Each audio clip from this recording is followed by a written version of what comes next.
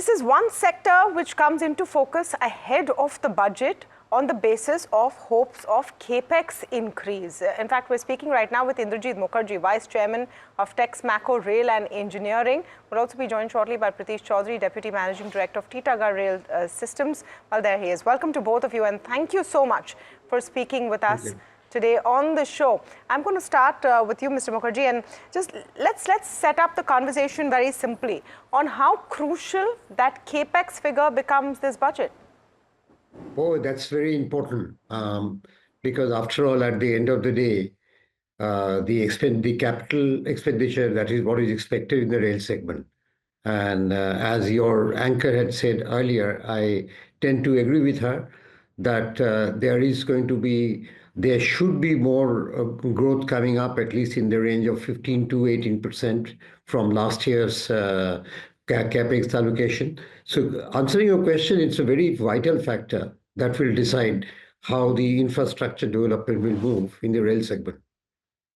Let me get a take on that as well from Mr. Chaudhary before we get into the details. Mr. Chaudhary, in terms of outlays compared to what was announced in large budget in capex for rail, there is still some legroom to go. Having said that, how crucial does it become that there is a huge bump up in capex, and do you expect that to actually come in, looking at how robust allocations have been in the last two budgets? It will be a huge bump up or not, only time can tell, but we definitely do expect there to be a hike, as Mr. Mukherjee also agreed, as your anchor earlier also mentioned, that we do expect there to be a hike in the capex, total railway capex budget that is announced. And I say this off the basis of the National Rail Plan, which is very clear, which is until 2030, which very clearly highlights the enhancement of infrastructure, enhancement of rolling stock for both freight and for passengers. So the vision and the plans are very, very clear. And on the basis of those plans, we do expect there to be a little bit of an increase in the railway capex budget. Mr. Mukherjee, we've spoken a tad bit about the focus on infra a little bit more as compared to railway stock.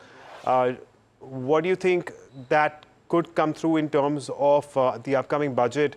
What should be in focus as per you, according to you? What areas of railway infrastructure need a little bit more focus at this point in time? Let's talk a little globally right now. I think this year budget will have more focus on, I personally feel we have more focus on passenger mobility, because the railways are committed to improve the traveling experiences of the people. So there has been, media has been talking of about 400 new Vande Bharat trains coming in. There would have to be, if that comes in, it just cannot come alone. So it has to come with higher track laying. And I think the target is somewhere about 70,000 kilometers of new track. The moment you load the track with many trains, you have to look at the safety, because I don't think we have a great safety record so far. So there's going to be expenditure on safety related systems like Kavach, the signaling system, the axle counters, etc., the MSDAC. So I think there's going to be a lots of focus onto the passenger mobility. At the same time, I don't think they're going to sort of roll back the plan they have on the National Rail Plan, which is already, I think we are almost halfway through, where they have been talking of the freight car transportation and the percentage increase of the market share increase on the railway freight car compared to the road freight car. I don't think they're going to stop it, but I don't know whether it's going to move at the same way, because at the end of the day, capital is going to play a very important role. So I think there's going to be a lot for the railway industry. May not be all on the rolling stock the way it was moving, but it's not going to go down. It's going to remain at the level at which we are, if not more. But there are going to be lots of focus on the passenger mobility. Right. Pratish, one of the key objectives of the National Railway Plan of 2030 is to increase the modal share of freight as far as railway is concerned, and I do know that you also are into, well, making wagons. What do you think the government objective could be for the upcoming year with respect to this specific objective? You want me to answer? Yes, Pritish, this is for you.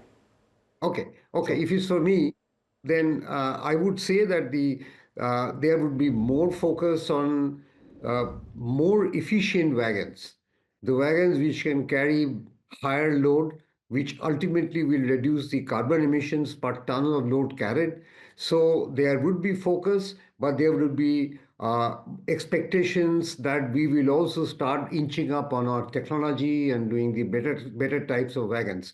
I don't think that there is going to be any drastic drop. I didn't want to say that there's going to be a drastic drop in the wagon requirements, but I was trying to say that there would be a renewed focus also on the passenger mobility.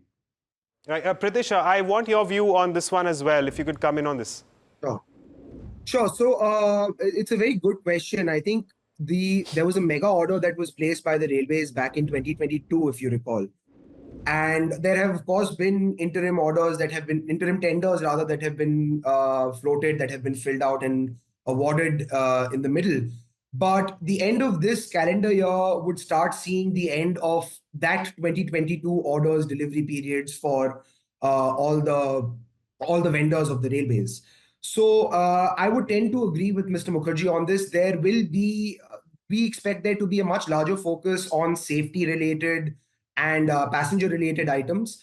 But we also do expect that the freight tenders or the freight wagon procurement, rolling stock procurement would ramp up a little bit compared to the last fiscal. However, what's to happen, only time can tell. And Mr. Mukherjee, is it safe to assume that if we do see a considerably higher allocation to the railways budget this time around, it will have a direct impact on your company's order and revenues as well for the upcoming financial year? We are quite bullish that yes, it's going to have positive impact on us. I wanted to get a view today on from Mr. Chaudhary on the driverless train set which you launched in Bengaluru earlier. And I thought that was very interesting. It's the first made in India train set for Bangalore's yellow line, the metro yellow line. Can you give us some idea of that project, the kind of revenues you expect from it? What are the other orders that are coming in? Sure. So that project is actually a very interesting project. That is a tripartite collaboration between us, CRRC, and Bangalore Metro, which is the customer.